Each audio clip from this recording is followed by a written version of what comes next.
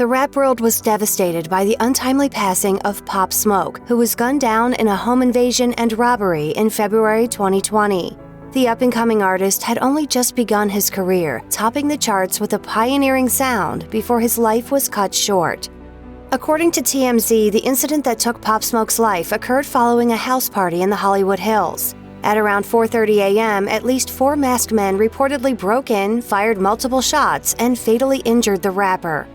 The attack may have come about thanks to information on social media. According to TMZ, the 20-year-old was possibly renting a house, the same house that was invaded, from the Real Housewives of Beverly Hills' Teddi Mellencamp, the daughter of John Mellencamp. Prior to his death, Pop Smoke posted a location-tagged Instagram story. He also posted several photos where he flexed his Louis Vuitton luggage while his friend Mike D held wads of cash. TMZ reported that the posts may have accidentally revealed the address of the property, making him a target for attack. Pop Smoke never really intended to be a rapper. Before jumping into a career in the music industry, he was an active athlete who played baseball, football, and basketball. Smoke grew up Bashar Jackson in the Canarsie neighborhood of Brooklyn, New York. While in school, he earned a full scholarship to Rock Top Academy, a sports-minded prep school in the Philadelphia suburbs, and may have been on track for college basketball glory. Unfortunately, Smoke's basketball career was short-lived.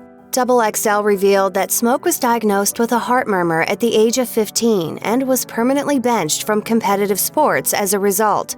According to the Fader, he ultimately left the school and returned home after getting into some trouble on the streets. He told the outlet, "You can take the kid out of the hood, but you can't take the hood out of the kid.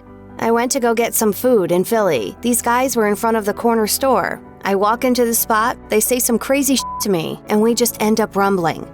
Pop Smoke might have briefly had a full scholarship, but according to the New York Times, the rapper lived a high-risk, high-reward lifestyle throughout much of his teens. He claimed to have been kicked out of the 8th grade after bringing a gun to school and told XXL that he started selling drugs when he returned home from prep school.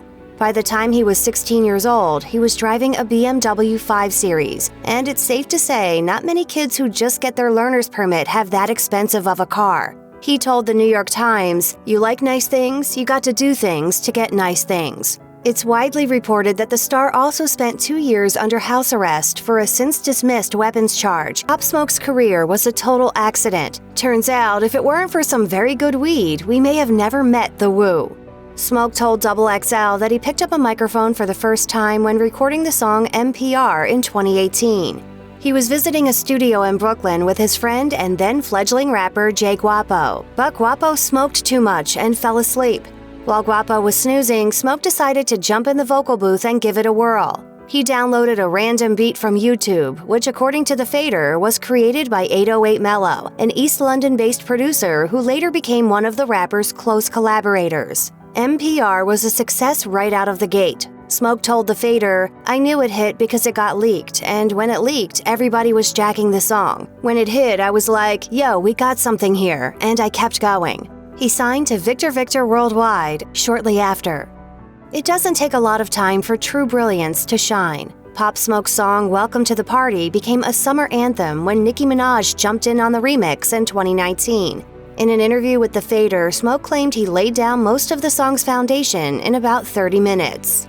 Pop Smoke's career was still rising when his non-performance at the Rolling Loud Festival in New York City made him a tri-state area household name.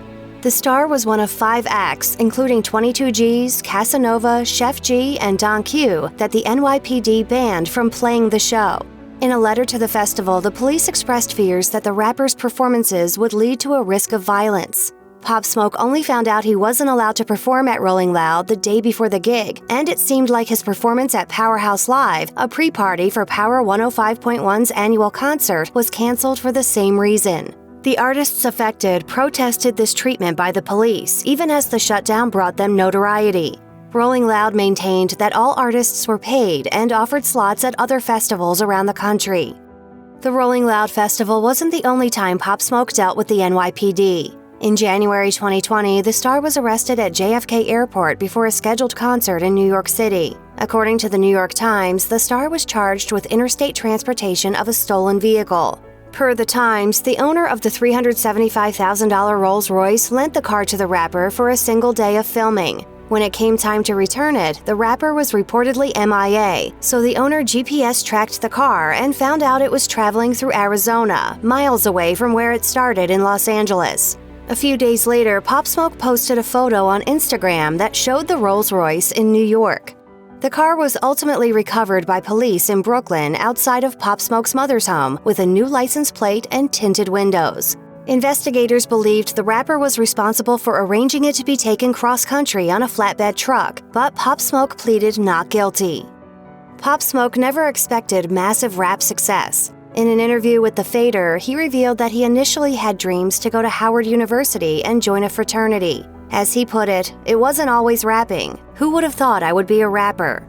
The war rapper built his empire off the backs of his friends and hard work. He purposely kept his efforts as DIY as possible with a tenacious sense of confidence. He told The Fader, "That was my goal, do it by myself, beat the odds. 'Cause when you do it by yourself, it hit different. I always knew I'ma be a millionaire. I always knew I was gonna have bread."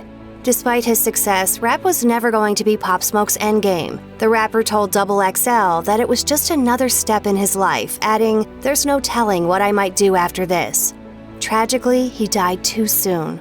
Rest in peace, Pop Smoke.